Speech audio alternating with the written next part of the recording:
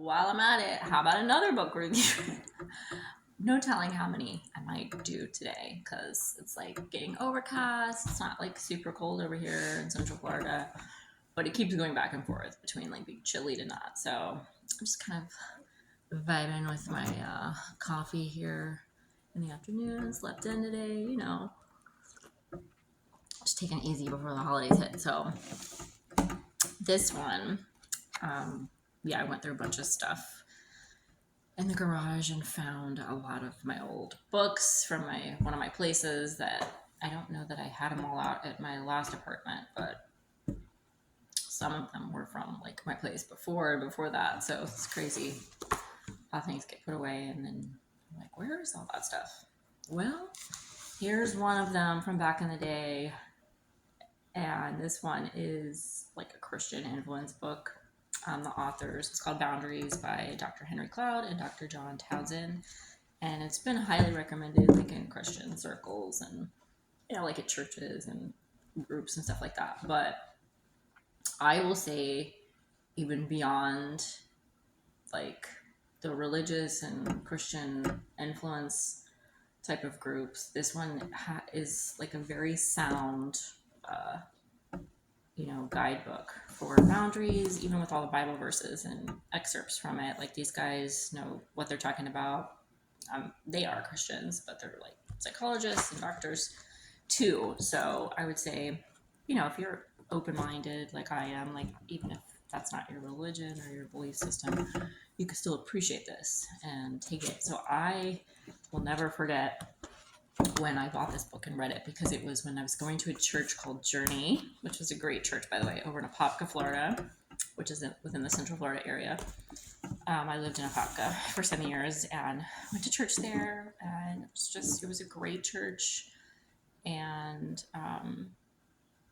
I liked the style and just the way the pastor, I think his name was John, I don't know if he's still there, but the way he just kept it real, and it was almost like a theater kind of feel, because like it was like dark theater type of vibes, but it wasn't like pretentious and that mega church thing going on. So that's why I loved it. And my son was really little at the time, so they had like a special room in the back for like mothers with small kids, or like if you were breastfeeding or feeding your baby or whatever. So definitely loved like sneaking in that room, because it was like, I don't know if it was soundproof, but the sound was like muffled. So like if your kid was upset, it was just like a cool idea. And I've never seen another church do that. So I thought I would throw that out there. It's a memory I have, because I bought this book there. I don't know if it was just there for a limited time, or I can't remember if there was like a little shop. I think there was. And the store, in the church. You can see my coffee is not helping me with all my words today, but who cares? So I bought this book and I started reading it immediately. Like, I was sitting in the church pew, I think, waiting on my husband at the time, and just started reading it and just like taking it all in. I was just eating it up. I needed it so bad. I had been doing talk therapy and learning about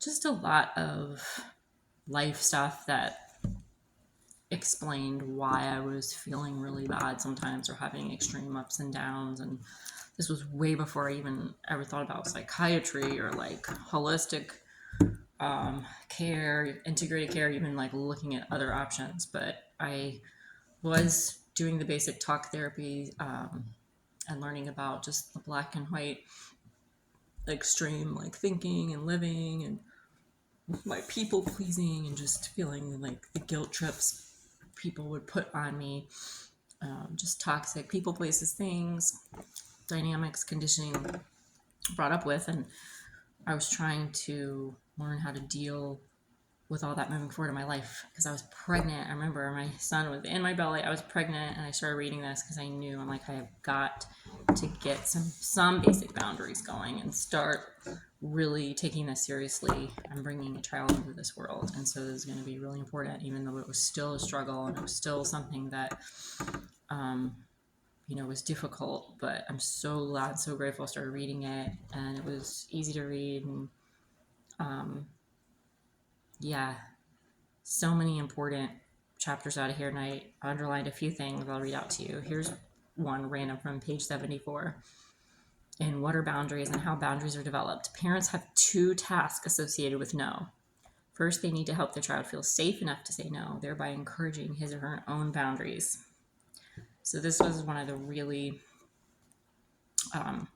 important sections in the book, especially, being pregnant, thinking about how am I going to teach my son these concepts that I wasn't taught, but that I'm trying to teach myself now as an adult and just reprogram my own mind, body, heart, soul, spirit. And so it's been a lot of work. It says to bond with baby, mom and dad need to provide a consistent, warm, loving, and predictable emotional environment for him or her. And bonding takes place when the mother responds to the needs of the child, the need for closeness, for being held, for food, for changing. As the baby experiences needs and the mother's positive response to those needs, he or she begins to internalize or take in an emotional picture of a loving, constant mother. And here's an example of, so you can see it's sound psychological, basic stuff that everybody needs to understand. This is just the part about kids and parents, but it talks about it with your friends, with your family, with yourself, which is a really mind-blowing chapter, talking about boundaries with yourself, and that's really where it starts. Here's a couple examples of Bible excerpts and how they refer to it with the Christian faith, just to help you understand. But if you're thinking about reading it, or if you've never read it, I highly recommend it to anybody. Object constancy is referred to in the Bible as being rooted and established in love, Ephesians 3:17, and having been rooted and built up in Christ, Colossians 2:7. It illustrates the principle that God's plan for us is to be loved enough by Him and others to not feel isolated, even when we're alone. So you can see the way that they use Bible verses and the faith points is just supporting the psychological points and all the really points just for growing within ourselves and evolving and helping us have healthy communication and relationships dynamics with others and just to live our best life. So I highly recommend this book to anyone and everyone. I think it's really important, and I'm thinking about rereading it actually now after all these years, so now that I found it, so check it out.